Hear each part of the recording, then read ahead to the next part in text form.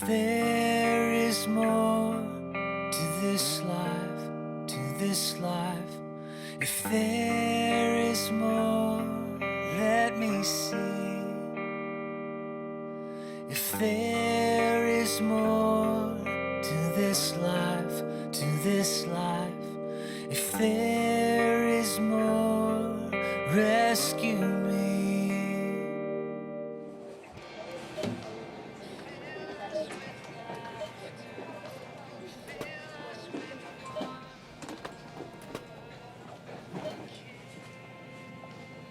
Imagine coming in here and there was no food, no water, nothing.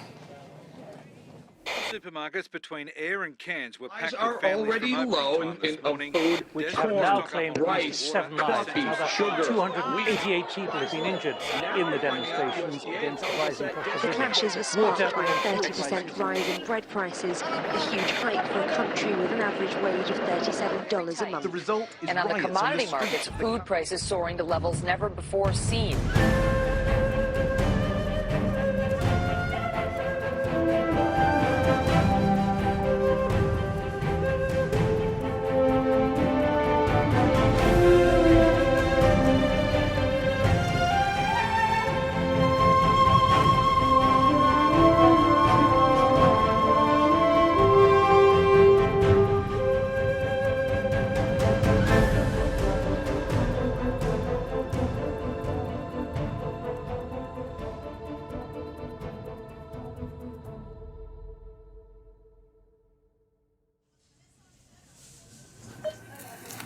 There's more bad news.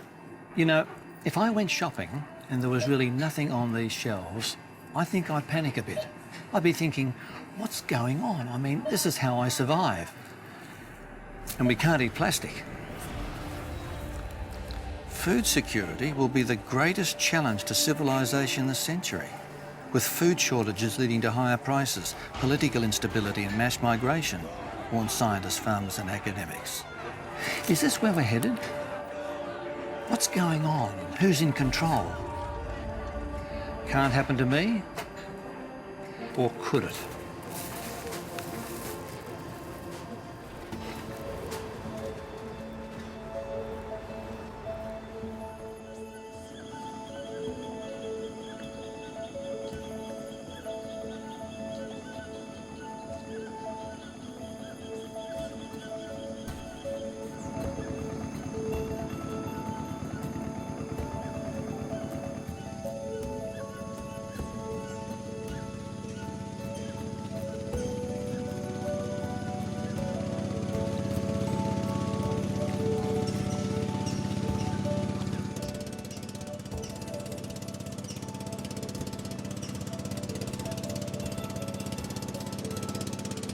According to the chaos theory, a butterfly flapping its wings here in the Amazon could change the climate of the entire globe.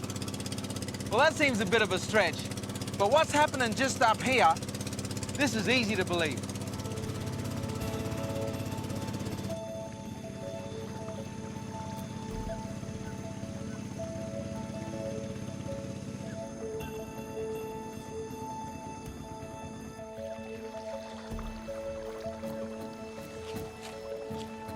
Obrigado.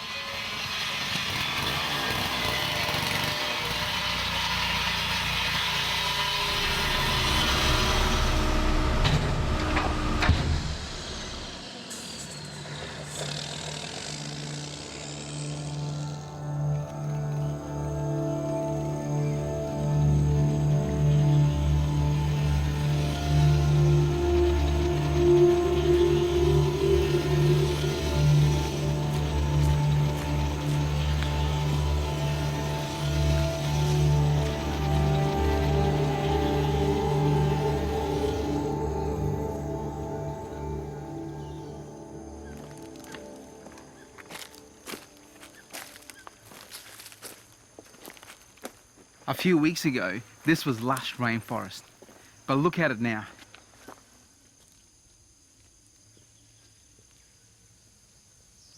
And it's happening across Brazil at a rate of more than 1,500 football fields a month. Why?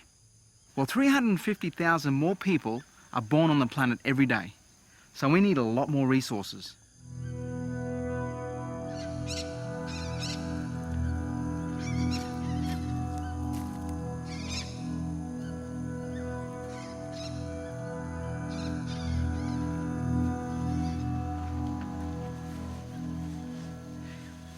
Officially, this forest is protected. It's illegal to log it, but that doesn't stop the demand. And for most of the locals, this is how they survive.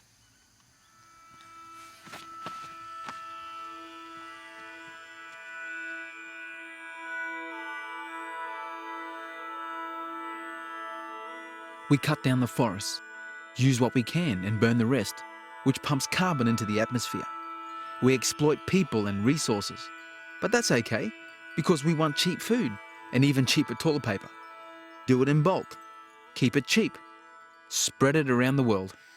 We genetically modify our crops and pump hormones into animals. It's supply and demand. We're in control. Or are we?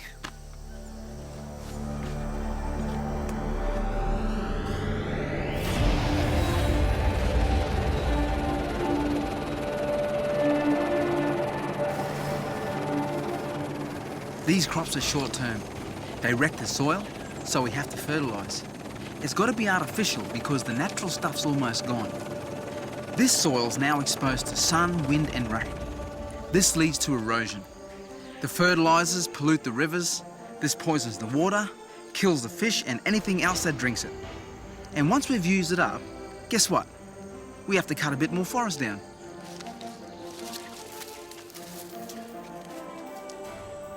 At current clearing rates, 50 to 100 species of plants and animals become extinct every day. And animals like jaguars, the toucan bird, and unique monkeys like the golden lion tamarins become endangered. These forests, the lungs of the earth, have shrunk to just 6% of the Earth's surface. This has major effects on weather patterns, rising sea levels and natural disasters. Is this where we're headed? What's going on? And who's in control?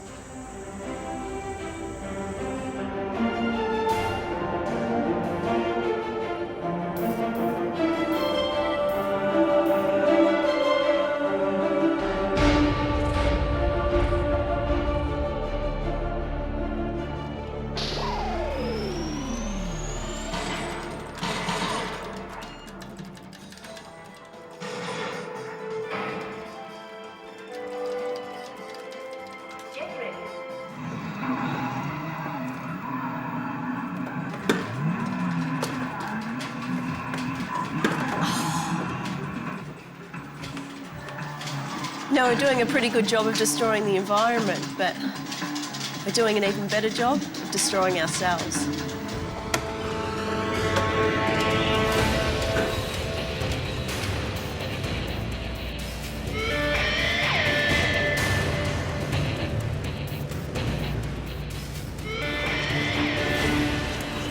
It seems like our world's literally falling apart. I mean, look at the way we treat each other.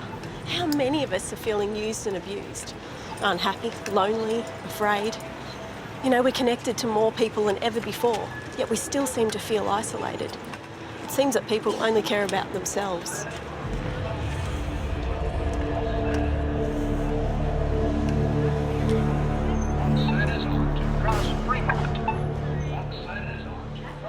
We're getting more greedy than ever. The rich are getting richer and the poor, well, no prizes for guessing they're getting poorer. It seems like while half the world's starving, the other half's overweight. You know, the US alone throws out $43 billion of good food every year. That's enough to feed a lot of hungry children. And the richest 500 people in the world have more money than the combined income of the poorest 416 million. I thought slavery was history, but turns out there are about 27 million slaves across the globe, from child porn to the sex trade and sweatshops. And the average price for a slave? $90.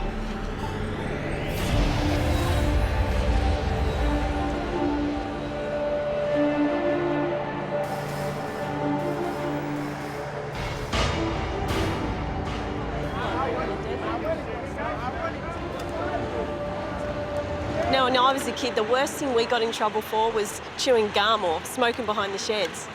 But today, teachers are dealing with stuff like child abuse, depression, drugs, alcohol, pornography, rape, bullying. You know, is this really where we're headed? What's going on? And who's in control? Hey, baby! Hey, go! Hey, yo! Hey, where you going? Come on, get a piece. Ah, man. Come on, make this money. Back this money. Let's make this happen. That's my lunch money, man. Somebody's taking it. Somebody's taking it. Jack Sparrow. That's my captain. We got one. We got taking that one.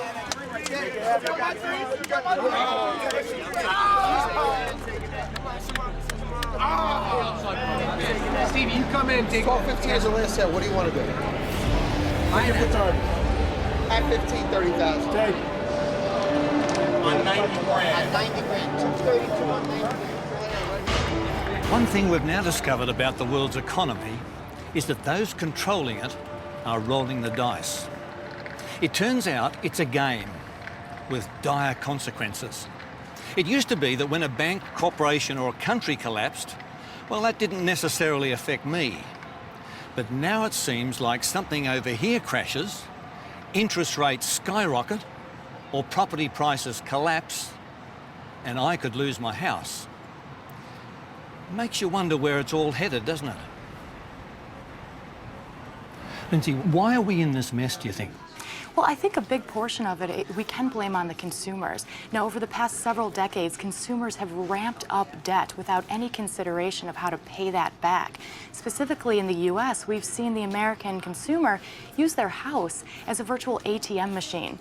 We got very comfortable borrowing against this appreciating asset, which we denied could ever fall in value. And we used it to finance vacations, car purchases, college tuition, you name it. We finally reached a tipping point, and we haven't been able to borrow against our homes anymore. Gasoline prices, commodity prices in general have taken a big bite out of household budgets and corporate margins. We've seen natural disasters come in and play a role as well, again, taking a big bite out of global growth. Lindsay, how is this impacting the third world where they haven't got the capacity to be able to pay those extra monies that are required? We've seen China, we've seen India, we've seen Brazil begin to hike interest rates in order to combat that inflation because the emerging markets simply can't afford to go to the grocery store and pay those elevated prices.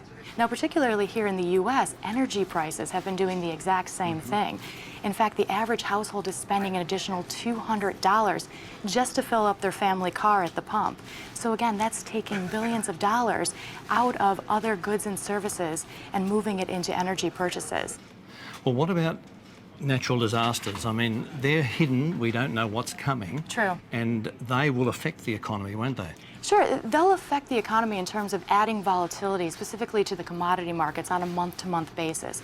But I think the type of disaster that I'm more concerned about is the political disaster, the civil unrest. When I talk about this, I specifically mean what we're seeing in Africa and the Middle East right now. Again, these uprisings which could cause further disruptions to the oil markets. Lindsay, are you pessimistic about the future? You know, I'm pessimistic about the future in terms of short-term growth opportunities. The household balance sheet, bank balance sheets, there's still a tremendous amount of debt that we have to work through.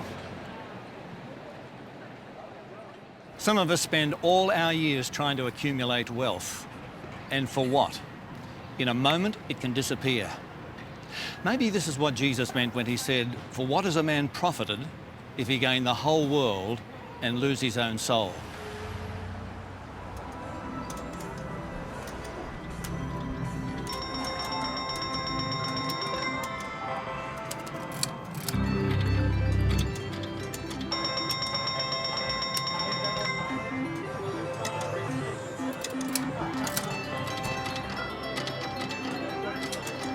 There's no doubt about it, this is entertaining. There are 1,700 casinos in Las Vegas alone, with about 36 million people visiting the city every year. So why are they here? Money. Yeah, to dance, perform. Entertainment capital of the world. It's a great place to enjoy yourself and just have a great time. Yeah, we're going to see Donnie and Marie tonight. Yeah. We went to MGM Grand Hotel party. We went to Jet, the nightclub. We've been to Caesar's Palace to shop. So amongst all the bling and all that cool stuff, what What about life? What is it in life that worries you? The tornadoes and everything. World It's conditions. devastating right now. Yeah. And of course, the economy isn't at its best. And we're not gamblers. So, I mean, we're having fun walking through these, but no thanks. Just losing the family, I guess. What about you? I could agree. The problems that exist in our society and trying to help families and people deal with their lives and certain things that are going on for them. We work in children's services, so it's watching, like understanding the issues that affect children, and to see the children that are involved or exposed to a lot of negative or very violent and abusive situations and addictions is very stressful to see children go through that. Oh, you see the little cards and the flyers and the moving billboards that are going out that are inappropriate and stuff for kids' eyes. So, I just, not definitely an area I would definitely want to raise my kids in, but we're here. So what worries you about them seeing that being exposed to? I don't want them to think that it's acceptable here.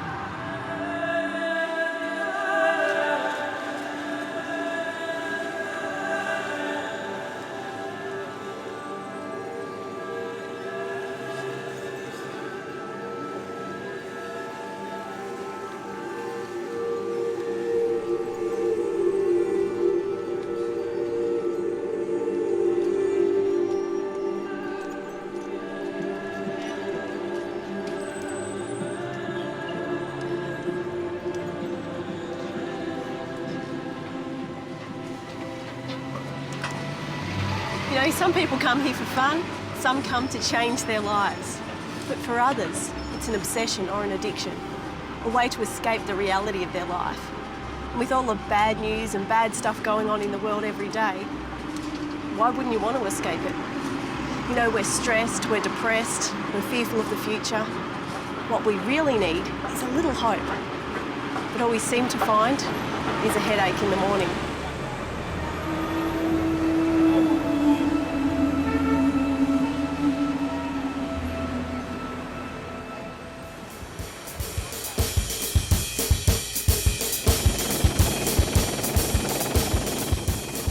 This is Rio de Janeiro in Brazil, one of the biggest cities in the world, home to about 13 million people.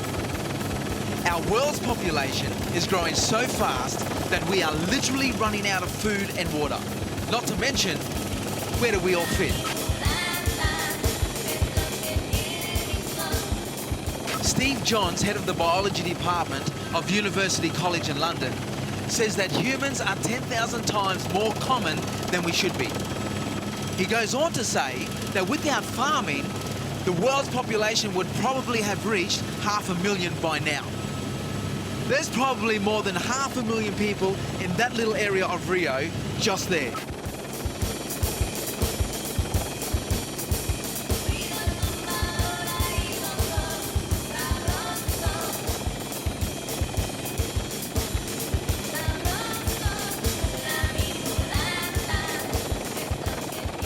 We're running out of space for farming and we're building cities on the best land. But then there's more of us that need food and less of it going around. So the price goes up and some of us can't afford it. It makes you wonder what's going on, doesn't it? Where's this all headed? Is there anyone in control?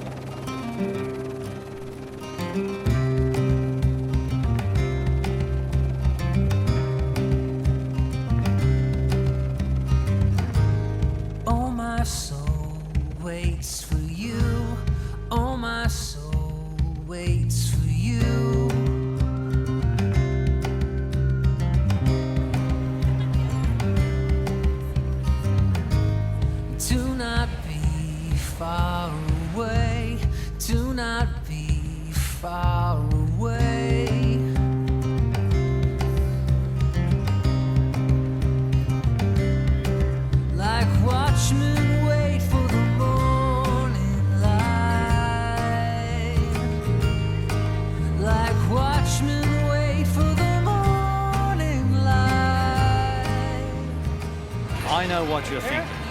All right, Jeff, seriously, what are you getting at? If you pop up telling me another fact about how doomed the planet is, I'll scream. Just stop. But hang on a moment. If I knew that your house was going to burn down soon, would you want me to tell you or not? Even though it's bad news, I think you'd want to know about it, right? I know I would. Why? Because it would give you time to prepare. You could make sure your insurance was up to date. And even more importantly, you'd make sure that you and your family were safe. Let me ask you this. Would you consider me a friend or an enemy for telling you? Sometimes when we see the world getting worse, we don't want to hear about it. But these are signs of hope, not of despair. Jesus said, when you see all these things taking place, know that my coming is near, even at the very door. It's like the darkest part of the night takes place just before the dawn. And that dawn is a new world where there'll be no more sickness, pain or death. So what did Jesus say would take place just before he returns? You will hear of wars and rumours of wars. See that you are not troubled, for all these things must come to pass, but the end is not yet. For nation will rise against nation, and kingdom against kingdom, and there will be famines, pestilences, and earthquakes in various places.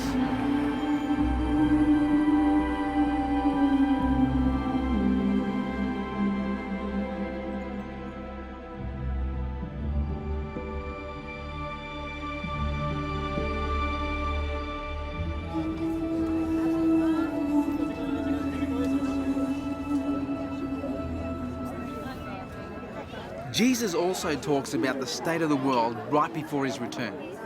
But as the days of Noah were, so also will the coming of the Son of Man be.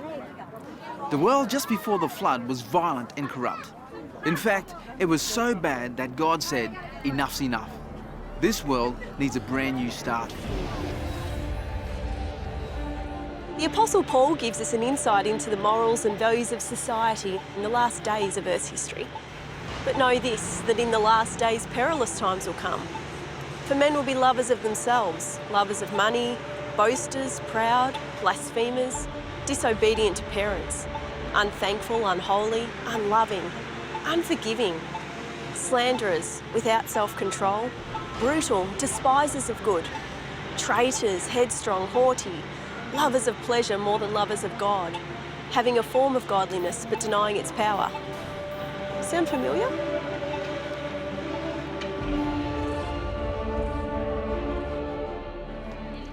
And what about signs in the religious world?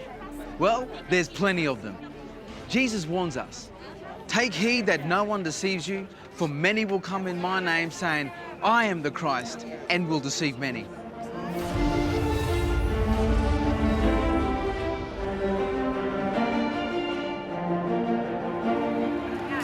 One of the results of these false Christs is that people become cynical. And as a result, any discussion on the soon return of Christ is seen as absurd. Jesus made it very clear that no one knows the day or the hour of his return. But he has given us clear signs so that we will know when his coming is near. And one of these signs specifically deals with people ridiculing the signs and the promise of his coming. Notice what the Bible says.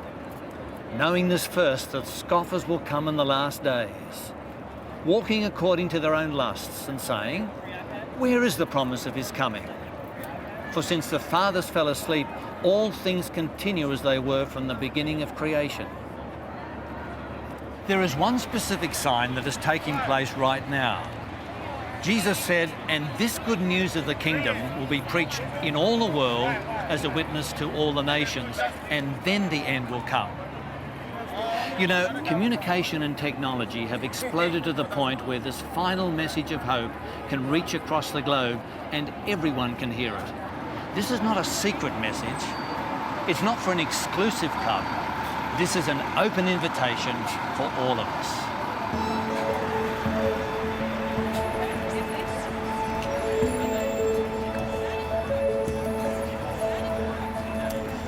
So how important is it for us to recognise the signs of Christ's return? Well, have you ever been lost? Have you ever been lost in a big city? and not knowing where you were. What you do is you look for a signpost or landmarks to find out where you are. And as soon as we see a sign that's familiar, we have a real sense of relief and hope. This is true whether we're walking in a big city or stepping out in faith in a spiritual journey. That's why the signs of Christ's return are such good news. They tell us where we are and what lies ahead.